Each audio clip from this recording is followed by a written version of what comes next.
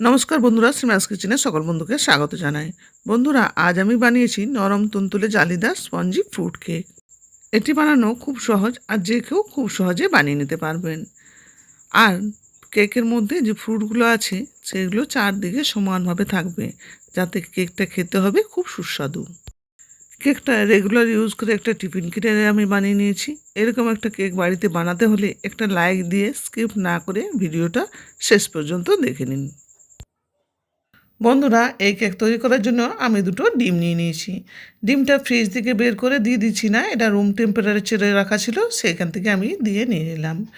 এই দুটো এবার হ্যান্ড উইচ দিয়ে কিছুক্ষণ আমি ফাটিয়ে নেব।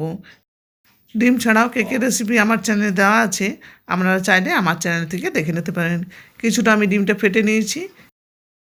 এবার নিয়ে নিলাম আমি 1 বাটি চিনি। আমি এই একটা ছোটো বাটি পরিমাপ করে সব কিছু নিয়ে নেব। এটা কাপের পরিমাপ করলে 1 কাপ হবে। চিনিটা গ্রাইন্ড করে চিনির পাউডার তৈরি করে নেব। আপনারা চাইলেও শিলে গুঁড়ো করে নিতে পারেন। দেখুন, চিনিটা ভালোভাবে গুঁড়ো হয়ে গিয়েছে। এবার এটা ডিমের সাথে মিশিয়ে দেবো। আরও কিছুক্ষণ ডিমের সাথে ফেটে নেবো, যাতে চিনিটা ডিমের সাথে গলে যায়। আর যত ভালোভাবে ফেটে নেবেন তত ভালো কেকটা তৈরি হবে আর ফ্লপি ফ্লপি হবে। আপনারা যদি পরিমাপটা ঠিক রাখেন আর স্টেপ বাই স্টেপ ফলো করে কেকটা তৈরি করেন, তাহলে কেকটা ভালো হবে। ডিমটা আমি 5 মিনিটের মতো হ্যান্ডউইচ দিয়ে ফেটে নিয়েছি। ডিমটা দেখুন অনেকটা সাদা হয়ে গিয়েছে। এবার আমি দিয়ে দেবো 1/4 বাটি হোয়াইট অয়েল। এখানে আমি কোনো গন্ধযুক্ত তেল ব্যবহার করছি না, তাহলে কেকটা নষ্ট হয়ে যাবে। আমি এখানে সাদা তেলই দিয়ে দিলাম। এবার সাদা তেলটা দিয়ে আমি বেশ কিছুক্ষণ ফেটে নেবো, যতক্ষণ না একটা হোয়াইট ভাব আসছে। দেখুন, ব্যাটারটা ফেটে কত সুন্দর ক্রিমি ভাব এসেছে, হোয়াইট ভাবও এসেছে, আর কত সুন্দর একটা ব্যাটার তৈরি হয়েছে। আপনাদেরকে এমনিভাবে ব্যাটারটা তৈরি করে নিতে হবে। এখনও পর্যন্ত আমি দিয়েছি 2টো ডিম, 1 কাপ চিনি আর 1/4 ভাগ তেল, সাদা তেল। চলুন এবার আরও কি দিই দেখে নিই। আমি এখানে একটা চালনি নিয়েছি। এবার চালনিতে নিয়ে নেব 2 বাটি ময়দা। যেহেতু আমি বাটি মাপ করেছি, সেই জন্য আমি 2 বাটি ময়দা নিয়ে নিচ্ছি। নিয়ে নেব 1 চামচ বেকিং পাউডার আর নিয়ে নেব অল্প একটু বেকিং সোডা। এগুলো এবার চালনি দিয়ে চেনে নেব। চালনি দিয়ে চেনে নিলে সব জায়গায় সমানভাবে এটা মিশে যাবে, এতে কেকটা চারদিক সমানভাবে ফুলবে। চালনি দিয়ে আমার চালা হয়ে গিয়েছে। এবার আমি দিয়ে দেবো স্বাদ অনুযায়ী অল্প একটু নুন। হ্যান্ডউইচ দিয়ে ব্যাটারটা মেখে নেবো ময়দার সাথে। ওই যতটা মেখে নেওয়া যায় ততটা মেখে নেবো। যদি এখন দুধ দেওয়া হয়, ব্যাটারটা যদি বেশি দুধের পরিমাণ পড়ে যায়, তাহলে কেকের ব্যাটারটা খারাপ হয়ে যাবে। দেখুন, আমি এতটা পর্যন্ত হ্যান্ডউইচ দিয়ে মেখে নিয়েছি। এবার দিয়ে দেবো 1 চামচ ভ্যানিলা এসেন্স। এটা সম্পূর্ণ কেকের ফ্লেভারের জন্য। আপনারা ভ্যানিলা এসেন্সের পরিবর্তে এলাচ গুঁড়ো ব্যবহার করতে পারেন। এবার দিয়ে দেবো আমি 1 বাটি দুধ, অল্প অল্প করে দেবো আর ব্যাটারটা মেখে নেব। বন্ধুরা, দেখতে পাচ্ছেন তো আমি কত সহজেই একের পর এক জিনিসগুলো দিয়ে দেখিয়ে দিলাম। আর যাতে না বুঝতে অসুবিধা হয় তার জন্য আমি সব বলে দিয়েছি। আপনারা যদি এইভাবে কেক তৈরি করেন, তাহলে কম খরচে বাড়িতে একটা ফ্রুট কেক তৈরি হয়ে যাবে। এরকম একটা ফ্রুট কেক বাজারে কিনতে গেলে অনেক দাম পড়ে যাবে। দেখুন, ক্রিমি ক্রিমি কতটা সুন্দর স্ট্রাকচার হয়েছে। আমার দুধটা অল্প একটু বেঁচেছে। হ্যাঁ, এরকম আমি একটা ব্যাটার তৈরি করে নিয়েছি। আপনারাও এরকম একটা ব্যাটার তৈরি করে নেবেন। এর চেয়ে পাতলা ব্যাটার তৈরি করবেন না। দেখুন, আমার এতটাই দুধ বেঁচেছে, এটা আমি আর দেবো না, এটা দিলে পাতলা হয়ে যাবে। বন্ধুরা, আমি যেহেতু একটা ফ্রুট কেক বানাচ্ছি, তাই আমি কতগুলো ড্রাই ফ্রুট নিয়ে নিয়েছি। এগুলো ছোট ছোট টুকরো করে কেটে নিয়েছি। আর কেকটা বড় হবে বলে ফ্রুটের পরিমাণটা আমি বেশি নিয়েছি। আপনারা যেমন কেক তৈরি করবেন সেই অনুযায়ী ফ্রুটটা নিয়ে নেবেন। আমি এখানে নিয়েছি চাল কুমড়া মোরব্বা, একটু ছোটো ছোটো টুকরো করে নিয়েছি কিশমিশ, নিয়েছি টুটি ফুটি আর নিয়েছি চীনাবাদাম। চীনাবাদামগুলো শুকনো খোলায় আমি ভেজে নিয়েছি, তারপর খোসা ছাড়িয়ে নিয়েছি আমি চেরি, এটাও আমি কুচিয়ে নিয়েছি। আর নিয়েছি কাজুটা আমি ছোটো ছোটো টুকরো করে নিয়েছি। তাছাড়াও নিয়েছি চেরি, কাজু, এগুলো ডেকোরেশনের জন্য। কেক তৈরি করার আগে আমি ফ্রুটসগুলো টুকরো টুকরো করে নিয়েছিলাম। এগুলো আমি কেকের ব্যাটারের সাথে দিয়ে দেবো। নতুন বন্ধুরা আমার চ্যানেলে প্রথম রান্নার ভিডিও দেখছেন, ভিডিওটি ভালো লাগলে চ্যানেলে সাবস্ক্রাইব করার অনুরোধ রইল। আর পাশে থাকা বেল বাটনটি অন করে অল অপশনে ক্লিক করলে আমি যখন আপলোড করব কোনো ভিডিও, নোটিফিকেশান পৌঁছে যাবে সবার আগে আপনাদের কাছে। হ্যান্ড উইচ দিয়ে ফ্রুটগুলো ভালো করে মিশিয়ে নেবো।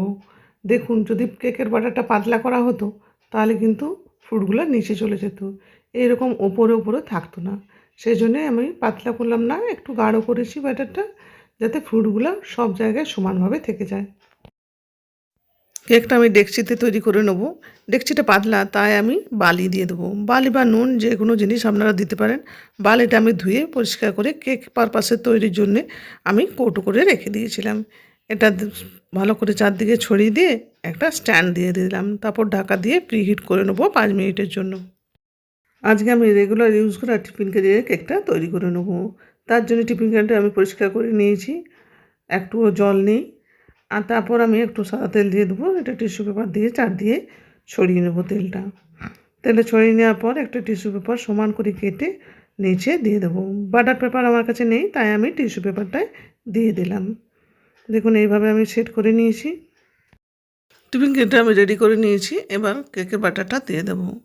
বন্ধুরা একবার হলেও আপনারা এভাবে ট্রাই করে দেখতে পারেন, আশা করি আপনাদেরও খুব ভালো লাগবে কেকটা। বাটারের ভেতরে বাবলস না থাকে তার জন্য আমি ট্যাপ করে নেবো, তবে খুব বেশি আমি ট্যাপ করব না, এতে ফ্রুটগুলো নিচে চলে যাবে। এবার আমি ডেকোরেটটা করে নেবো, উপরের ডেকোরেশনটা কাজু আর চেরি দিয়ে। কেকের বাটারটা দিয়ে দিয়েছি, কেকটা ডেকোরেশন রেডি হয়ে গেছে। এটা আমি কেকটা বেক করতে দিয়ে দেবো। মাইক্রোওভেনে না করে আমি ডেকচিতে করে নিচ্ছি, 5 মিনিট প্রিহিট করে নিলাম এটা। এবার আমি টিফিন ক্যারিটা দিয়ে দেবো। টিফিন ক্যারিটা ভালো করে সেট করে রেখে দিয়ে তারপর আমি ঢাকা দিয়ে দেবো 45 মিনিটের জন্য। 45 মিনিট পর ফিরে আসছি, দেখি কেকটা কেমন তৈরি হলো। 45 মিনিট পর দেখলাম, দেখুন কতটা ফুলেছে কেকটা। আরও 15 মিনিট পর মোট 1 ঘন্টা টাইম লেগেছে। দেখুন কেকটা এখন আমার তৈরি হয়ে গিয়েছে। এবার কেকটা আমার তৈরি হয়েছে, ঠিক হয়েছে কিনা আমি চেক করে নেবো কীভাবে, দেখে নিন। আমি এখানে একটা স্যাটিস্টিক নিয়েছি, স্যাটিস্টিক কেকের মধ্যে ঢুকিয়ে দিলাম, দেখলাম কেকটা লেগে যাচ্ছে না।